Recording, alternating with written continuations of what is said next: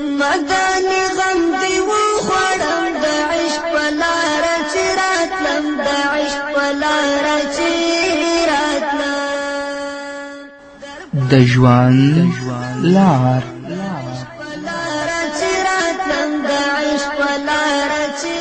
وړاندې کوونکی مولوي محمد یاسین فهیم.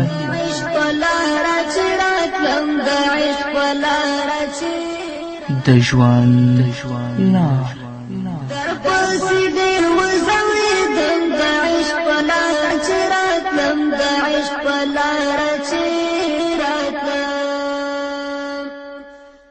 بسم الله الرحمن الرحيم. الحمد لله رب العالمين حمد الشاكرين، الصلاة والسلام على سيد الأنبياء والمرسلين سيدنا ونبينا وشفيعنا ومولانا محمد وعلى آله وأصحابه الطيبين الطاهرين. قدرمنو اوریدونکو د ژوند د لارې د خپرونې مینوالو په سلامونو او نیکو هیلو مو هرکلی کوم. ستاسو روغتیا او خوشحالي د پاک رب نه غواړم. دا دی زه محمد یاسین فهیم د ژوند د لارې د خپرونې په وړاندې کولو کې ستاسو په خدمت کې یم، په دې هیله چې دا خپرونه ستاسو د پام وړ وګرځي. قدرمنو اوریدونکو، په مخکینۍ خپرونه کې تاسو ته د روحي مرض او د روحي بیماریانو لاملونه او اسباب تاسو ته معلوم شول، خو په نننۍ خپرونه کې بیا الله رب العزت په صورت عادیات کې د دې مرض علاج او نسخه موږ ته هم راښودلې ده.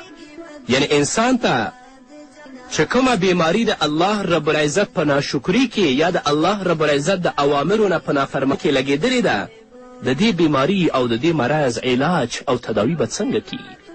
نو الله رب العزت د صورت عادیات په آخري آیتونو کې دا نسخه او دا علاج موږ ته بیان کړی دی.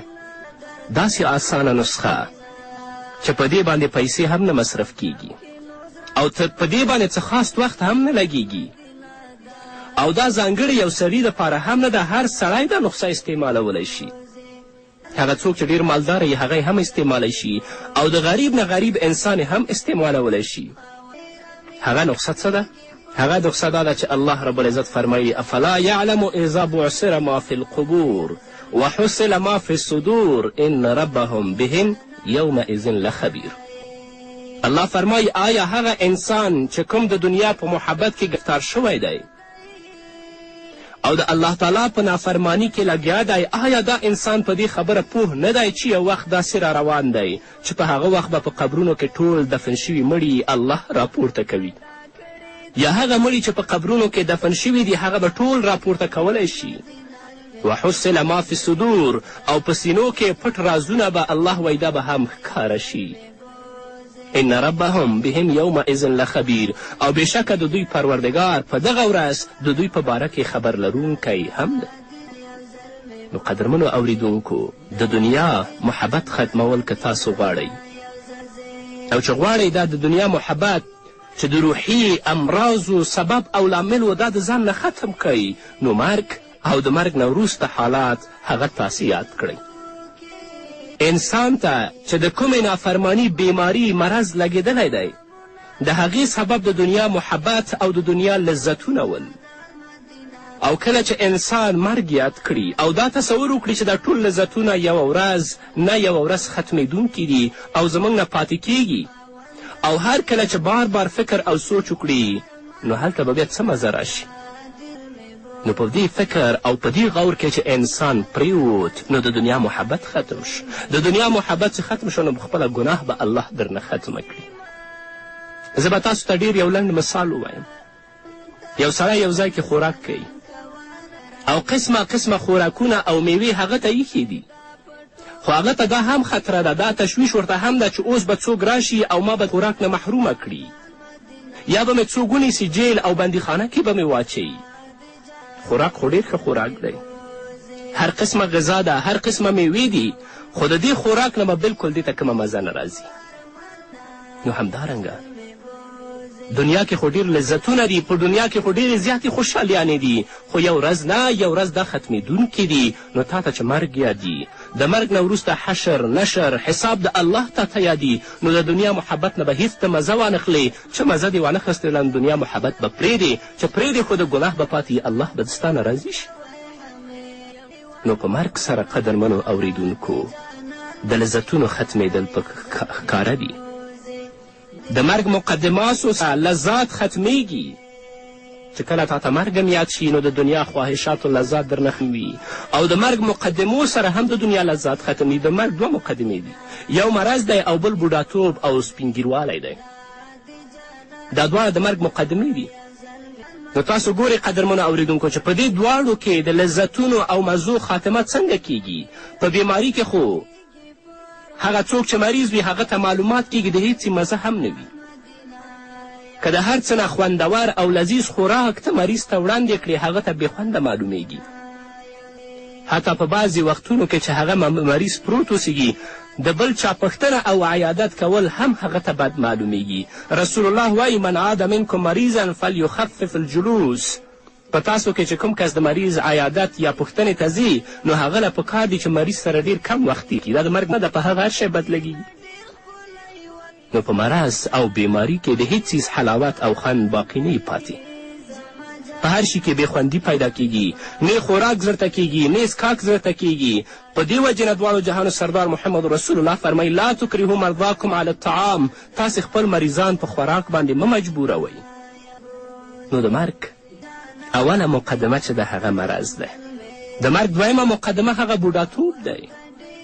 په دې کې هم ټولې مزې ختمیږي. د خوراک څښاک مزه نه پاتې کیږي، ځکه چې د خوراک مزه هغه وخت وي چې کله ولږه راشي انسان ته، او په بوډاتوب کې ولږه انسان ته بلکل نه راځي. هغه ته که ولږه هم راځي هغه ډېره معمولي او ډېره کمه وي، نو کوم شی خوړلی نه شي. کم خوراک چې د بوډا انسان زړه غواړي هغه نشي خوړلی چې غاښونه ټول وتلي دي، غاښونه نشته. او کم شی چې خوري او سکي هغه هضمیږي نه، ځکه چې معده یې صحیح کار نه کوي، ضعیفه ده. نو قدرمنو اوریدونکو په مرګ سره د لذتونو ختمېدل ښکاره دي. نو هغه انسان چې مرګ یاد کړي او د مرګ نه وروسته حالات یاد کړي، هغه د دنیا محبت چې د دې زړه کې پروت دی، چې د دنیا د محبت په وجه باندې دا په روحاني مرض باندې مبتلا شوی، الله به دا مرض ختم کړي. بهترینه نسخه دا ده افلا یعلم اذا بعثر ما فی القبور وحصل ما فی الصدور. او د مرګ په مقدمو باندې هم د دنیا لذات ختمیږي، چې هغه مریض او که بوډاتوب دی. د بوډاتوب په وخت کې څوک ګناه هم نشي کولی. محمد رسول الله صلی الله علیه وسلم په خپل یو حدیث کې په 3 سړو باندې لعنت ذکر کړی، چې په هغو کې یو ملک کذاب دی چې بادشاه وي او بیا هم دروغ هم وایي. ځکه چې هر کله یو انسان پاچا شي حاکم شي نو ده ته د دروغ ویلو څه ضرورت ده؟ دروغ خو هغه کس وایي چې د چا نه کمزوری وي یا د چا نه ویریږي یا د دنیا د کسب دپاره یې وایي. او دویم عائل متکبر، یعنی چې غریب وي او بیا هم تکبر کوي، نو په ده باندې هم د الله رب العزت لعنت وریږي، ځکه تا ته خو د تکبر څه سبب نشته او بیا هم تکبر کوي. دریم شیخ الزانی، هغه دی چې بوډا شي سپینګیرتوب ته ورسیږي او بیا هم په اخلاقي فساد باندې الله دې موږ وساتي په زنا باندې ګرفتار وي. په دې باندې د الله لعنت دی. او په دې باندې هم پوه شئ چې بدنظري هم زنا ده. په خوند او په لذت سره د سندرو اوریدل دا هم د غوږونو زنا ده. لاس لګول هم زنا ده. هغه بوډا زناکار باندې ځکه د الله لعنت دی، الله یې نه بخي، ځکه چې د خواهش کولو دې دپاره کوم شی موجود نه دی، بیا هم د ګناه نه ځان نه ساتي. دې ته خو په کار دی چې مرګ ته دا نږدې دی چې د آخرت په هکله باندې فکر وکړي، او اوس هم دا ګناهونو طرف ته منډې وهي. الله په خپل کار کې فرمایي اولم نعمرکم ما یتذکر فیه من تذکر وجاءکم النذیر. جهنمیان چې کله جهنم ته لاړ شي نو هلته به شور جوړ کړي، وهم یسترخون فیها ربنا اخرجنا نعمل صالحا غیر الذي كنا نعمل. وهم یسترخون فیها ربنا اخرجنا نعمل صالحا غیر الذي كنا نعمل. جهنمیان به وایي چې الله موږ دنیا ته دوباره ولیږه چې موږ نیک عمل وکړو او د جنت مستحق جوړ شو. د دوی په جواب کې به الله ورته وفرمایي اولم نعمرکم، آیا موږ تاسې ته دومره عمر نه و درکړی چې په هغې کې نصیحت حاصلوونکي نصیحت حاصلولی شي چې نصیحت یې حاصل کړی وی. وجاءکم النذیر او تاسو ته ویرونکی هم راغلی و. نذیر نه مراد دلته بوډاتوب دی یا پیغمبر دی، ځکه چې بوډاتوب د مرګ پیغام دی او په راتلو سره انسان ته خبر کوي چې اوس وخت رانږدې دی، ځان تیار کړه.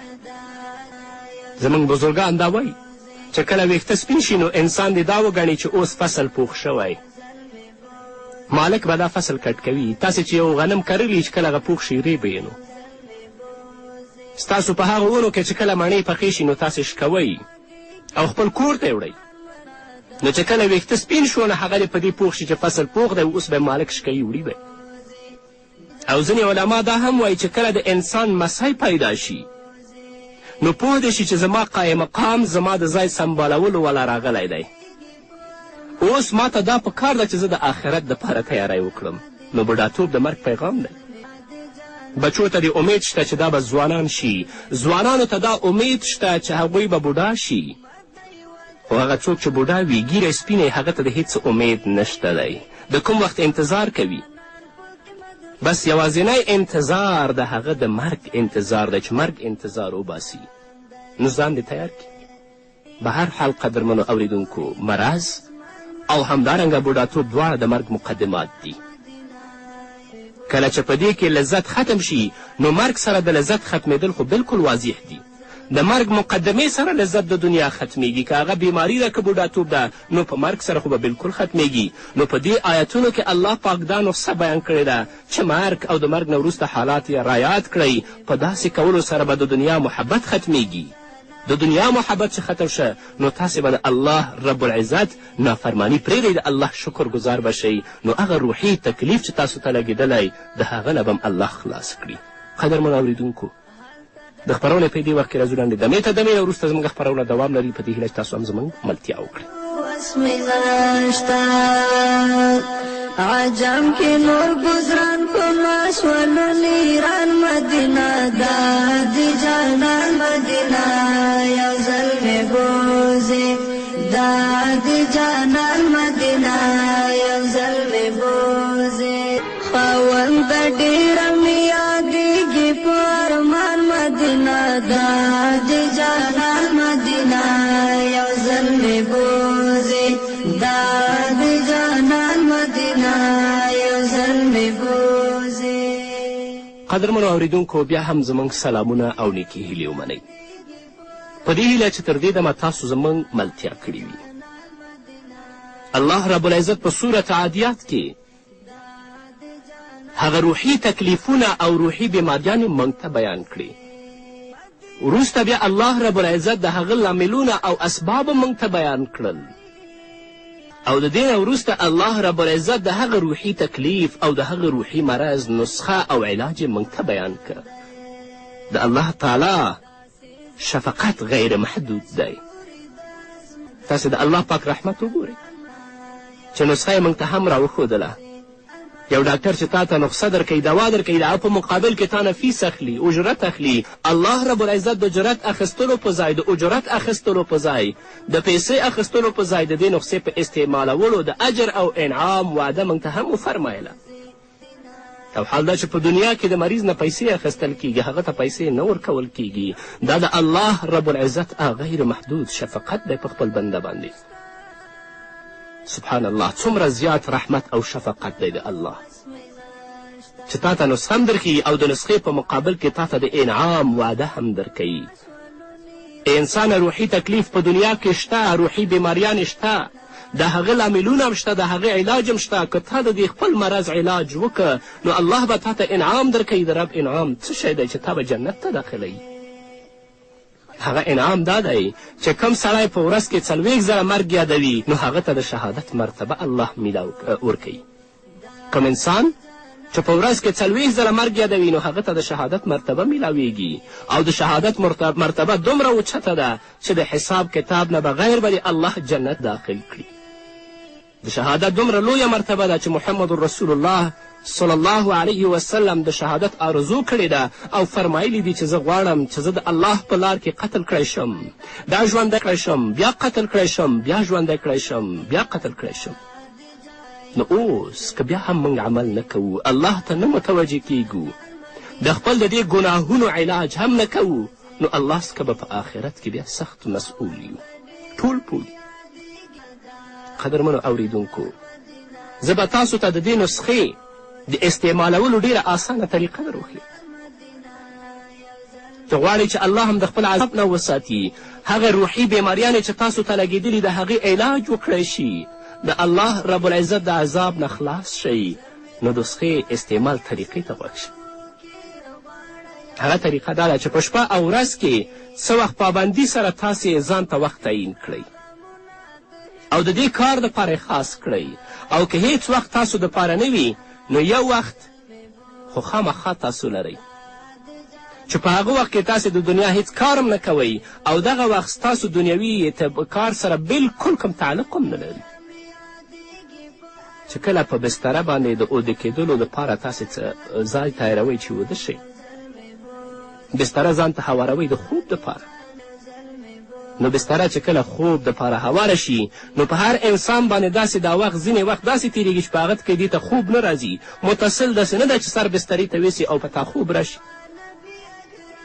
نو دا وخت د دنیا په اعتبار سره بلکل فارغ وخت دی، د دنیا هیڅ کار په دې کې نشي کولی، نو دا وخت تاسو مزه کوئ، همدا وخت د دې نسخې استعمالولو دپاره خاص کوئ، که نور وخت نه لرئ. کله چې تاسو په بستره باندې څملئ نو تصور وکړئ او سوچ وکړئ چې زه مړ شوی یم، د کور خلک جاړي، بیا ما ته غسل راکوي، کفن را اغوندي، زما د جنازې مونځ کیږي، بیا زما جنازه اوچتوي او قبرستان و هدیرې ته وړي. قبرستان ته د رسېدو نه پس زه د ښخېږم، دفن کولی شم، په ما باندې خاورې اچولی شي او ټول رشته داران، زمن ورونه، پلار ما نه بیرته راګرځي، په دربار کې زما پیشي کیږي، الله ته د الله حضور ته ورځم، الله پاک زما ګناهونه یادوي او د یوې یوې ګناه په باره کې الله ما نه پوښتنه کوي او ما سره هیڅ جواب نشته. دا سوچ او دا تصور ځان سره وکړئ، فکر او دا تصور بار بار کوئ. په شروع کې به مشکل هم راپیکیږي چې کله شروع کوو او په دې به خندا هم راځي چې زه په بستره څملم او د مرګ تصور وکړم، خو په مزه مزه به مرګ باندې داسې یقین موږ ته پیدا شي چې د هرې ګناه پرېښودل به بیا موږ ته آسان شي، د دنیا محبت به ختم شي، د هر کار کولو نه وړاندې موږ ته مرګ را یادیږي چې د دې کار کولو سره زما جواب به زما د مرګ نه پس الله ته څه وي. د دې نسخې په استعمالولو سره به هغه حال راشي کوم د صحابه کرام و، کوم حال چې د محمد رسول الله و. رسول الله صلی الله علیه وسلم به د استنجا نه پس تیمم کوه، صحابه کرامو به پوښتنه وکړه د الله رسوله اوبه خو موجود دي، رسول الله به ورته ویلې څه معلومات کیږي چې د اوبو راتلو پورې زه ژوندی هم پاتې نشم. قدرمنو اوریدونکو، په ټولو باندې روحي بیماریانې او تکلیفونه لګېدلي، د الله نافرماني کوو، د الله رب العزت د اوامرو د احکامو مطابق ژوند نه تیروو، او د دې ټولو لامل او سبب د دنیا محبت دی. راشئ الله ته متوجه شئ، د الله د عذاب نه ویریږئ، هغه حساب او د الله عذاب چې موږ پسې را روان دی هغه په سترګو کې وګرځوئ. افلا یعلم اذا بعثر ما فی القبور وحصل ما فی الصدور. آیا انسان ته دا پوهه حاصل شوې ده چې وروسته د دې د مرګ نه به دا د قبر نه راپورته کولی شي او هغه پټ رازونه چې دی په سینه کې ساتلي هغه به ټول ښکاره کیږي او الله به د هرې ګناه ذره ذره تاسو حساب کوي. نو که مرګ یاد کې د مرګ تصور وکړي، بل وخت هم نه لري، په خپل بستره باندې د مرګ تصور وکړي، د دې ګناهونو علاج به د ستا وشي او الله رب العزت به دې وبخي. او که داسې په غفلت کې ژوند تیر کړي، د الله د اوامرو نه ناخبره او نه آګاهه اوسې، نو دنیا محبت به نور هم د ستا په زړه کې ځای ونیسي او هغو کندو ته به دې وغورځئ چې ستا راویستل به دا ناممکن وي. به هر حال قدرمنو اوریدونکو، د دې نافرمانی بیماری لګېدو سبب د دنیا محبت دی او د دنیا د محبت علاج مرګ او د مرګ نه پس حالات یادول دي چې هغه یاد کو. الله رب العزت دې ما ته، تاسو ته او ټولو مسلمانانو ته د نیکو اعمالو توفیق راکړي.